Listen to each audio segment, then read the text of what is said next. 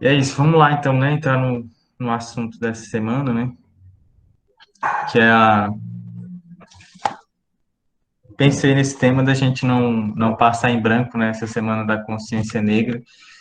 E pensando aqui mais um momento mesmo de trocas, de pensar o racismo a partir de uma estrutura social e como que essa estrutura chega, né, às instituições, digo ela todas, né, incluindo a nossa escola. Então, da gente pensar essa estrutura do racismo, né, como ela é montada. E aí pensei numa obra que, inclusive, é a obra do Paz, né, para nortear aqui as nossas discussões. E, e aí, a partir dela, também, a partir disso, convidei alguns professores para a gente ter aqui também troca de experiência com o grupo. Convidei o Júlio, né, para estar fazendo aqui, para estar também aí puxando um pouco esse assunto. E o professor Ivanildo Garrincha. O Garrincha não vai poder participar, ele me comunicou mais cedo, aconteceu um imprevisto com ele. E aí vamos puxar aqui uma discussão, né, sobre isso. E aí, como eu coloquei como ponto de partida o vídeo, né, eu não sei se todos tiveram a oportunidade de ver o vídeo, né, do racismo estrutural. E aí vou compartilhar aqui o vídeo com vocês. Creio que a imagem deve estar um pouco travando, mas o áudio está bem, deve dar para ouvir. Mas eu fico de olho aqui no chat. Então eu vou começar compartilhando esse vídeo, né? Peço que vocês fiquem atentos e a partir dele aí puxar algumas questões sobre o racismo. Então eu vou compartilhar aqui minha tela com vocês.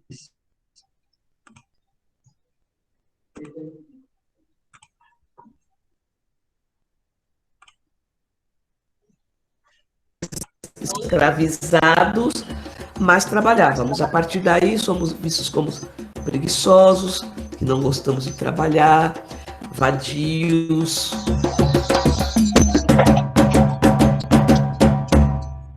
O racismo institucional existe, né? E atua dessa forma na vida das pessoas negras, porque existe o racismo que foi estruturado ao longo, né, do final do século XIX até o que a gente presencia hoje. Nós tínhamos até 1888 um regime de escravidão, uma escravidão que era justificada através de teorias científicas, que dizia, né, que os negros eram de raça inferior, e por conta disso a possibilidade de você escravizar pessoas e abaixo de tortura, né, de muita violência, porque a escravização é isso. Olha pra frente, seu preço safado! Entra logo aí! Quando o Brasil percebe, né, o Estado brasileiro percebe que não vai ter jeito, que ele vai ter que acabar com a escravidão, ele começa a tomar uma série de medidas, inclusive legislativas, para possibilitar a marginalização de homens e mulheres negros e negras. A gente pode começar, por exemplo, com a lei que proíbe os negros de estudarem, o Ato de Império de 1834. Era um ato de império que impedia os negros, era proibido que os negros estudassem. Em 1850, você tem a edição do Ato de Império, que eles chamam de Lei de Terras. As pessoas são proibidas de comprar as terras, principalmente os negros e indígenas. Aí você caminha mais um pouco, você tem em 1888 a Lei Áurea, em 1889 a Proclamação da República, e já a partir daí o Estado brasileiro começa a pensar, tá bom, e agora? Quem é que vai trabalhar pra gente?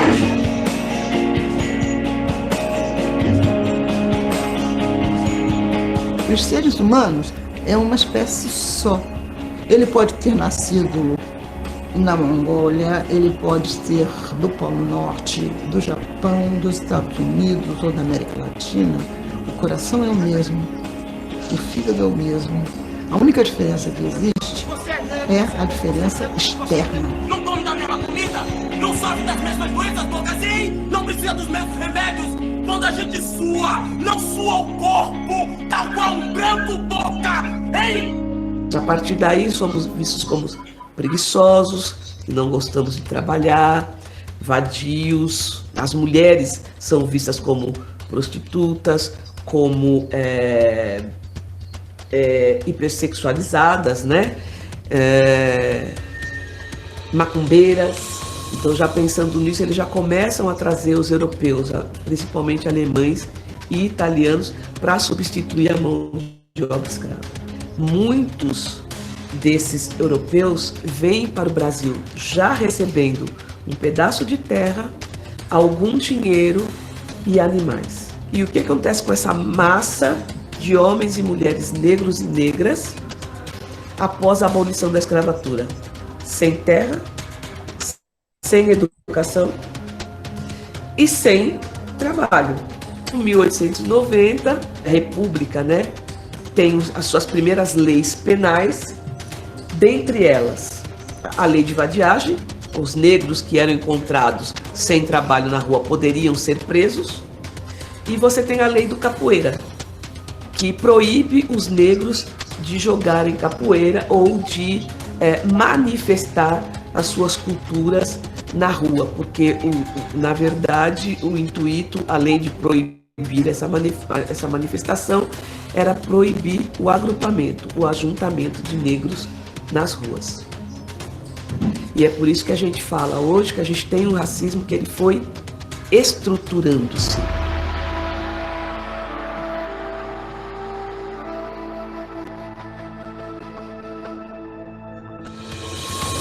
É preciso, inclusive, que se veja o trabalho que o Ministério Público de Pernambuco fez sobre racismo institucional, mostrando como o nosso poder de polícia sempre foi voltado para a manutenção do status quo de quem segue os mandamentos da cartilha europeia. Branco, cristão, macho. Que há uma justificativa, há um processo ideológico por trás de ter as prisões brasileiras abarrotadas de negros, de ter uma maioria de pobres no país negros.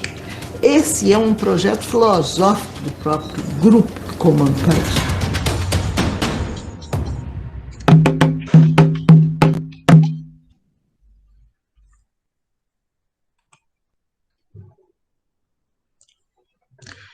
Então, esse aí é o vídeo que está norteando hoje as nossas discussões, né, dessa tarde aqui. E aí, queria convidar agora, né, para o professor Júlio, para, antes da gente discutir o racismo estrutural, né, queria aqui debater um pouco sobre o racismo, o que é racismo, né? Então, gostaria de convidar o professor Júlio para responder essa perguntinha para a gente. Júlio, então, o que é racismo para você? Vamos lá. Antes de tudo, bom dia para todo boa tarde para todo mundo, né? E eu demorei assim para poder organizar nessa resposta na minha cabeça, né? Mas de certa forma acho que eu consegui, porque eu coloquei que racismo, né? E eu penso assim, racismo é a forma mais vil e, com licença da palavra, escrota de exercer a humanidade, né? E a gente observa isso todos os dias a gente observa pessoas com essa forma vil e escrota de exercer sua humanidade. Hoje mesmo no jornal, no DFTV, a gente viu a história lá, que já está rolando aí, já tem 1 semana, 2 semanas, do advogado, né, da pizzaria que esculachou a menina, chamou de macaca, enfim, né? E para mim, racismo é isso, é uma forma escrota de ser humano, ou de mostrar quem você realmente é, né? Então, acho que vai muito por aí, Matheus.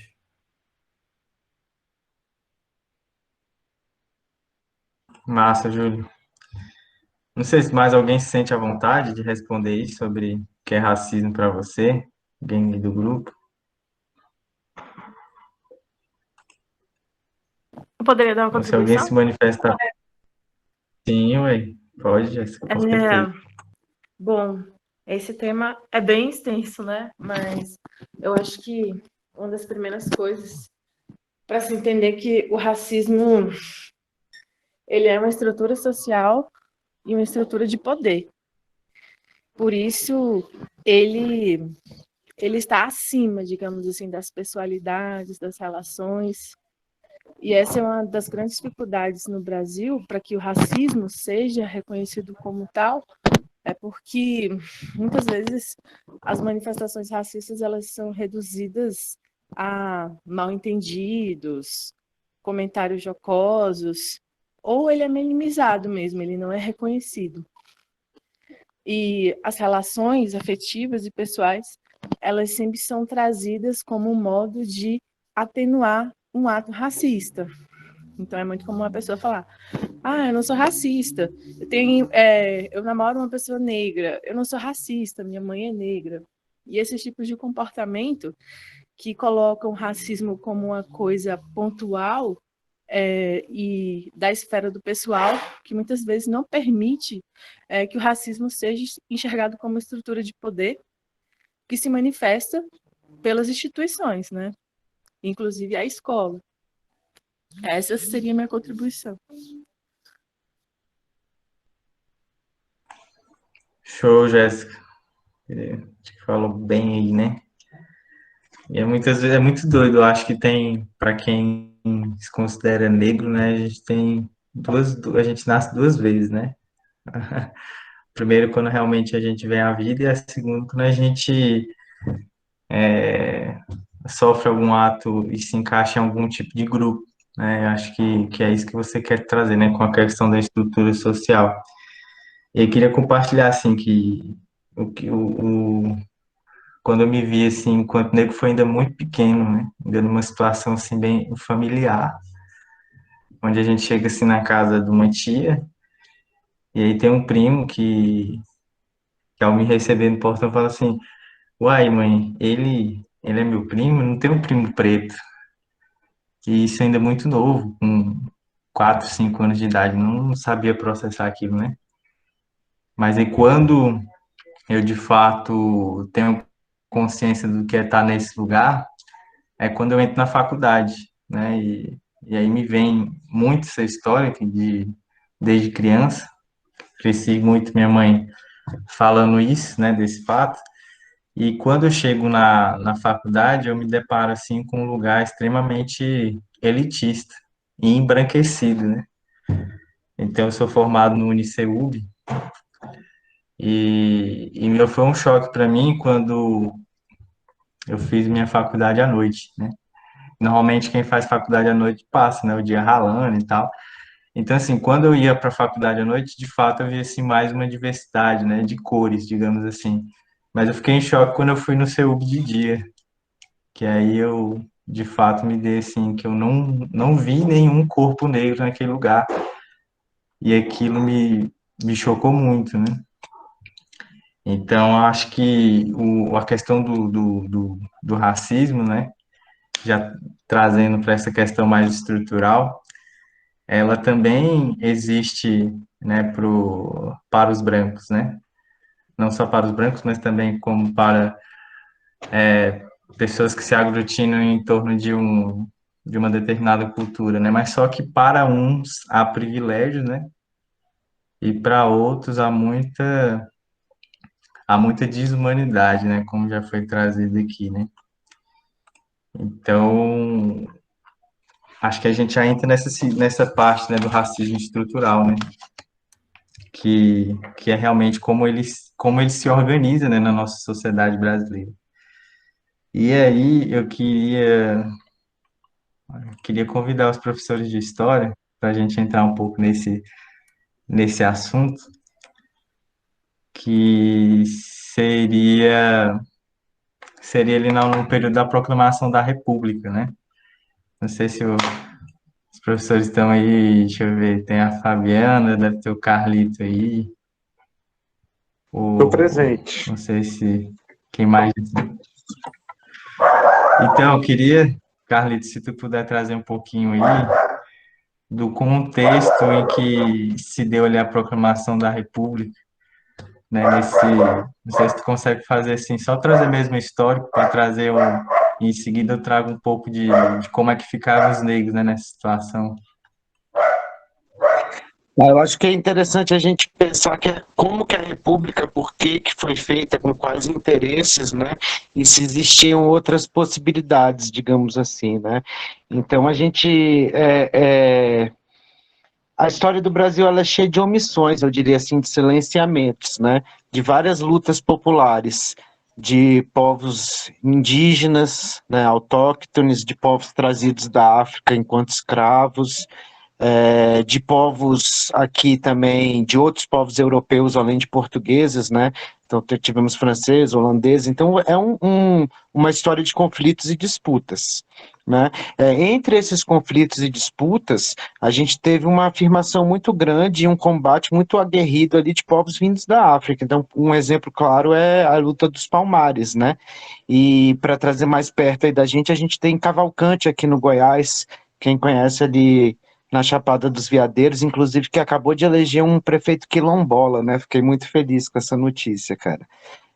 Então, assim, a gente tem toda uma série de histórias, de resistências, de formações, de aculturamentos, né? De certa forma, de independências, né? Então, esses territórios, por exemplo, Palmares era um território independente dentro do Brasil, que em determinado momento, né, de sua existência, era uma das maiores cidades do Brasil à época. A mesma coisa a gente pode dizer, por exemplo, de Canudos, que lutou contra a República, né? Então a República, ela veio, de certa forma, para silenciar vários dos movimentos e dos interesses populares, entre esses de povos negros, né? Então, isso é contraditório, porque muitos dos republicanos se diziam escravistas, ou abolicionistas, né? E associavam o escravismo à monarquia. No entanto, dentro do processo de abolição da escravidão, uma das vozes mais ouvidas, né, mais importantes, e aí todo mundo sabe na história está registrado, teria sido da princesa Isabel, que teria assinado a Lei Áurea, né? E tudo isso deixa, na verdade, apagado o que foram a luta dos próprios povos africanos, de homens e mulheres que passaram séculos. A gente fala muito do papel dos republicanos, abolicionistas, do papel da princesa Isabel, monarquista abolicionista, mas na verdade a gente está silenciando 388 anos pregressos, né? Talvez um pouco menos, que vamos botar aí que começou a ter realmente comércio de escravo aqui africano lá pelos 1540, 30 ali, né? Se intensificou nos 1600. Então, pelo menos ali uns 300 anos, 300 e tantos anos de luta, de independências, de libertações. Então, nesse sentido, a proclamação da República, ela não é pelos povos africanos, pelos povos indígenas, pelos povos que eu diria do Brasil mesmo, né?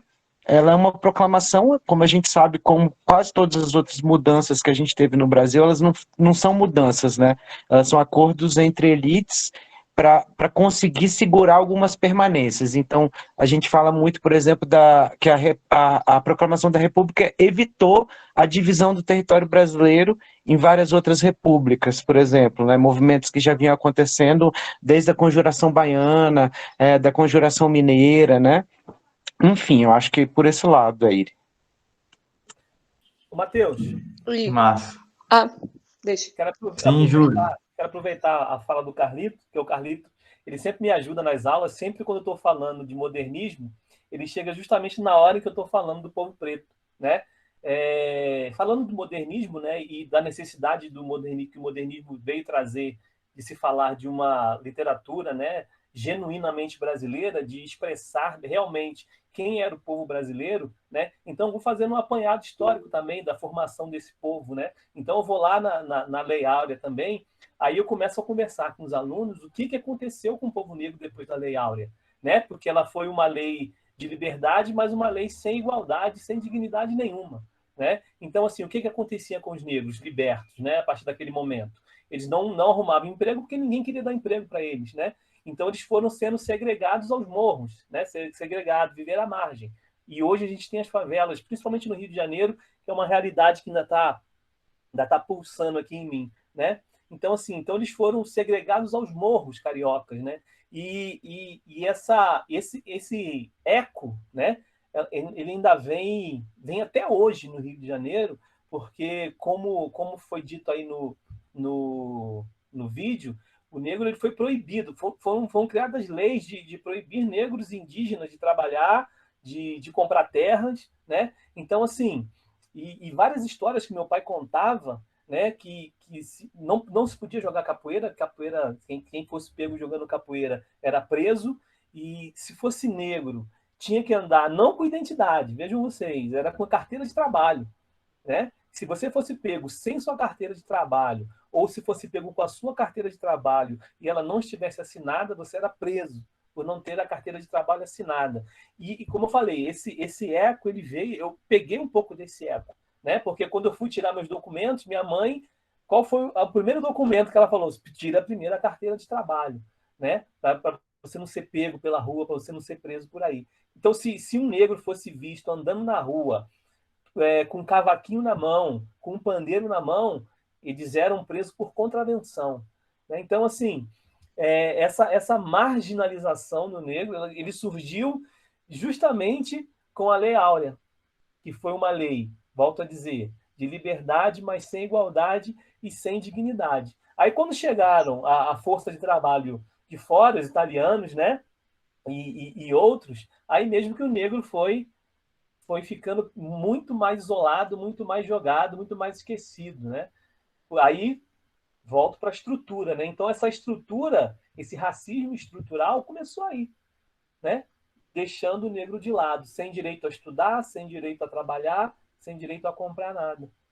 E muitos questionam o porquê de cotas, o porquê de muitas outras coisas, e diz que é mimimi, diz que é favorecimento, e diz que não tem meritocracia, né? E falando em meritocracia, eu vi um depoimento do filósofo, não, do historiador, famoso, esqueci o nome dele, depois eu lembro, que ele falou, perguntaram para ele sobre meritocracia, e ele falou, eu lutei muito, ele é branco, eu lutei muito para poder chegar onde eu cheguei, mas eu estava salvo, porque eu sou branco, né? Então, tá aí, a questão da meritocracia é essa, né? Ele estava salvo, um dia ele conseguiria, né? Então, o negro, desde a Lei Áurea, é jogado à margem, é esquecido, tiraram os seus direitos e estão tentando tirar até hoje. Só um detalhe aí, Júlio, para a gente não esquecer, tá? A Lei Áurea continua tratando o negro, a negra, o escravizado enquanto mercadoria, no sentido que ele indenizou os proprietários, né? Ou seja, se ele está indenizando o proprietário, a lei que teoricamente liberta o escravo continua tratando o escravo como mercadoria. Se ele, né, se o dono do escravo teve que ser indenizado, ela não reconhece, e assim como não reconheceu os direitos plenos, né? Até bem pouco tempo atrás, na verdade, né? Pode falar, Matheus? Se a Fabiana acho que queria falar, sim, com certeza. Além dessa questão que o Carlito falou, né, da questão histórica, tem a questão de que vem a abolição da escravatura, mas a escravatura permanece, a gente sabe, até hoje. Eles não puderam votar, e aí começa um processo de apagamento dessa população negra no Brasil. A gente tentou se livrar dos negros na Guerra do Paraguai.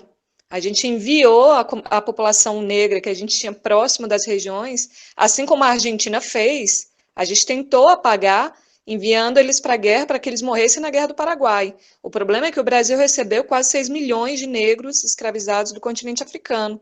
E aí, felizmente, essa cultura não foi apagada na Guerra do Paraguai. Porém, essa identidade negra, ela vem tentando ser apagada há muito tempo. Quando eles chegavam no Brasil, eles não tinham mais nome, então eles recebiam um nome cristão. Então, daí você perde o nome, você já não tem a sua identidade. Você já perde parte da sua identidade. Aí tem a questão do idioma, essa tentativa de apagamento cultural, de apagamento do indivíduo como ser, isso é histórico. E aí isso tem uma continuação, e aí como o Júlio falou, no modernismo, isso volta. Aliás, depois da proclamação da República, a gente começa já a voltar um pouquinho de tentativa de criar uma imagem positiva do Brasil, mas isso no modernismo fica muito mais claro, com o Diego Cavalcante, com o Tarsila do Amaral, que aí eles vêm puxando a identidade de uma arte brasileira, né, antropofágica, E aí a gente faz o contrário, a gente começa a se apropriar da cultura negra para exportar, que é a coisa mais sofrível que tem, que é o que? A gente critica tudo da cultura negra, a gente é racista, a gente é um país racista, mas aí a gente exporta, que lindo, a capoeira, a feijoada, a cachaça, tudo cultura negra, sabe? Eu fico assim, às vezes eu fico olhando, que é uma apropriação cultural nossa, a gente faz isso assim, com todo gosto, mas aí é só na parte cultural, né? No resto a gente finge que, não, mas aí a cota não. Eu posso me apropriar, sair do Brasil lá para fora e ficar, olha, gente, vamos tomar uma cachaçinha, produto nacional, olha a capoeira, olha o samba. Cara, a cultura, isso que a gente está exportando, é tudo apropriação cultural nossa, de uma cultura que infelizmente a gente, no dia a dia, a gente finge que não existe, mas quando é para vender lá para fora, a gente faz com todo gosto, né? Outra coisa que eu acho que a gente tem que, historicamente falando dessa questão negra, repensar, né? Essa questão, inclusive que eu comentei do nome, eu estava esses dias assistindo, eu não lembro quem foi o piadista que estava fazendo uma piada sobre isso. Aí ele estava falando assim, como é que você sabe que um brasileiro tem descendência europeia? Que a gente acha muito chique, né, ter descendência europeia. A gente não gosta de ter descendência negra, indígena, a gente finge que nem conhece, mas a gente gosta de ter descendência europeia. Aí ele perguntava isso na sketch dele, como é que a gente sabe que uma pessoa tem descendência europeia no Brasil? E aí o povo, 1000 sugestões, e aí no final ele falava, você não precisa fazer nada. Em algum momento ele vai falar. Quando é para mudar o nome, tem que tirar algum nome. Eu vou tirar qual? Vou tirar um nome mais popular. Se for um nome gringo, que eu acho que é meio gringo, não, aí deixa, permanece. Sabe, é uma coisa assim que é tão arraigada, é tão enraizada. Eu vejo os CTGs, eu acho a coisa mais linda. Eu vejo a manutenção de festas italianas, festas alemãs. E aí, quando bate o tambor no terreiro, para. Como assim? Enfim, eu até me altero quando eu falo desses assuntos. Porque eu fico muito indignada, cara. Por quê? Sabe? Enfim, é isso minha contribuição. Obrigadão, Fabiana. Tessa também queria dar uma palavrinha, aí a gente avança um pouco mais no assunto. Oi, boa tarde. Corroborando com as contribuições dos colegas, do Carlito, do Júlio, Fabiana, eu trago 2 termos que acho que também contribuem para a discussão, que é o branqueamento da nossa sociedade, né, que vem desse período aí que vocês estão falando, e um outro que existe até hoje, que é o mito da democracia racial.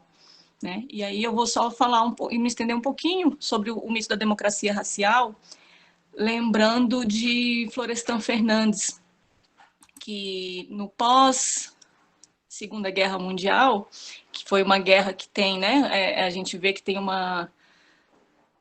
a questão racial muito forte, né, a coisa da raça ariana, da raça superior, né, e aí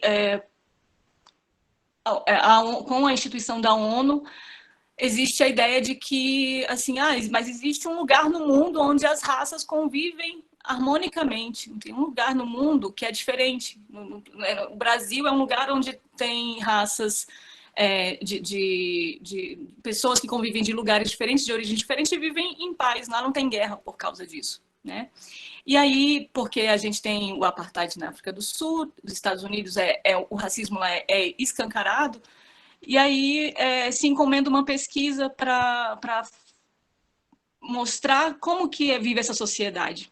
E aí surge essa ideia do mito da democracia racial, porque a partir da pesquisa que foi feita, eu não consigo lembrar agora em que artigo que eu li eu vim saber disso tem uns 2 anos, e essa pesquisa que foi feita, ela serviu para reiterar que nós somos, sim, um país racista. A gente não tem leis, como existiam leis nos Estados Unidos, para dizer que onde o preto anda, onde o branco anda, que se um branco entrar no ônibus, o preto levanta para o branco sentar, entre outras, né, atitudes racistas escancaradamente, né, que aconteciam e eram legitimadas, né, por leis. E aqui a gente nunca teve uma lei que legitimasse o nosso racismo. Mas o que foi concluído com essa pesquisa no Brasil não tem uma lei que coloque o negro no lugar, estou colocando aspas aqui, né, negro no lugar de negro e branco no lugar de branco, lembrando até daquele filme, né, branco sai, preto fica, mas aqui a gente não precisa de lei porque o preto já sabe onde é o lugar dele, já sabia, né, era como se a gente tivesse velado, né, é um mito de uma democracia racial, porque a gente, ou ainda em 2020, ouvir de pessoas privilegiadas que cota é uma espécie de racismo, né? Isso é um mito da democracia racial. Não reconhecer o quanto o mérito para a libertação dos escravizados a libertação real passa por lutas, por resistências. A gente teve a Revolução do Haiti, que poderia ter sido uma grande influência para outros países escravistas, e que foi abafada, né, historicamente abafada para que qualquer outra nação não se espelhasse naquele evento histórico, né, naquele fato histórico. Mas as cidades, vamos, digamos assim, cidades negras, as cidades com mais presença negra, como Rio de Janeiro, Minas Gerais e outras cidades, principalmente cidades portuárias, se organizavam, mas a gente não tem essa história contada, né? As pessoas que estavam ali, nos portos, que conviviam perto dos portos, se comunicavam com pessoas que estavam no Haiti, que estavam em outros lugares, e se organizaram e fizeram, né, e construíram uma ideia de liberdade, de resistência. Claro que não não estou falando isso no nível, né, de mexer na estrutura positivamente. Por isso que a gente continua falando de racismo estrutural. Mas existiu resistência e existiu luta, né, como o Carlito falou, né, de tantos espaços, de tantos personagens que lutaram por uma liberdade real, né, que lutaram por direito à cidade, por direito à educação, e a luta, né, ainda prevalece, ainda continua. E aí é uma questão que eu penso sobre o mito da democracia racial e sobre o branqueamento, é a gente entender o que é isso e também sair eu enquanto mulher branca, me reconhecer enquanto privilegiada e sair do lugar de dar a voz. Porque eles não tiveram voz, eles tiveram, eles falaram, eles gritaram, eles lutaram, e eles continuam tendo voz. A gente aqui não ouve, né? Então, assim, calçar a sandalinha da humildade e ouvir, porque tem muita produção, tem muita coisa feita e tem muita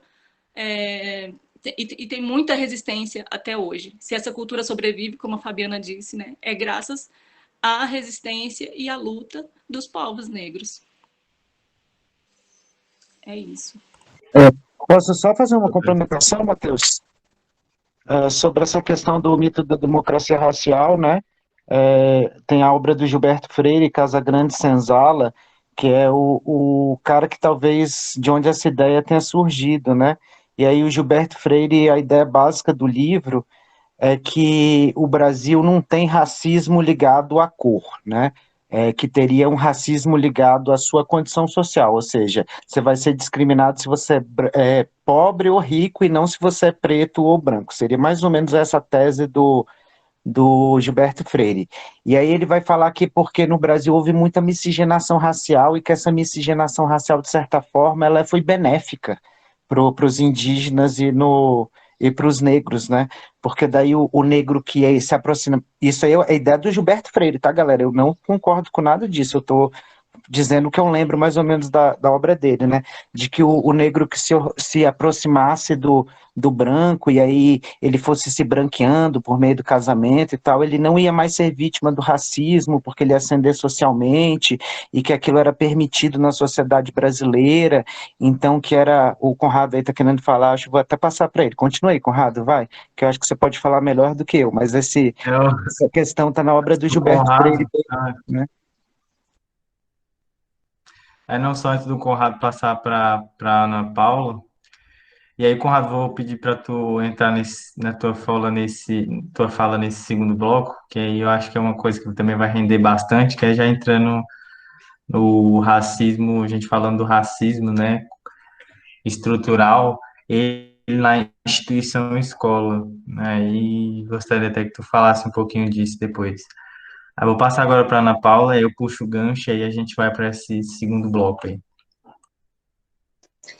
Boa tarde, pessoal. Assim, é só para dar uma contribuição singela da biologia, né? Acho que foi a Fabiana que falou, né, da sociedade, né, da parte branca da sociedade que fala da nossa descendência europeia e tudo mais. Só para lembrar que dentro da evolução, todos nós nascemos no berço da África, né? Muito próximo do polo equatorial, com uma incidência de luz muito forte e que ao longo dos anos e, obviamente, seleção natural, os negros da África foram se movimentando para a parte europeia, né?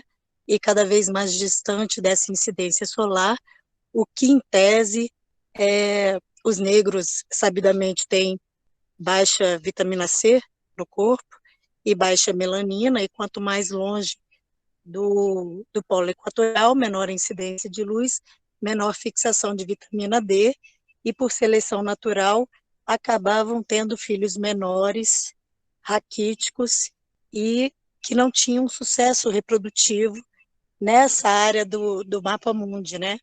E daí vem todo um processo de colonização europeia nos países que estão próximos ao polo equatorial e disseminando, desculpa, essa propagação da parte branca da população. Então, se a gente for analisar com muita calma os aspectos evolutivos, todos nós somos descendentes africanos, né? E, infelizmente, pouco se fala disso. A gente vai muito, e que é louvável, lógico, as questões sociais, as questões históricas, né? Mas a gente tem contribuição também nas exatas para essa toda análise do que o pessoal fala que a raça branca, né, a raça ariana, a raça negra, a indígena. Não, se a gente for pensar, todos nós somos descendentes africanos e de negros, essencialmente. É isso.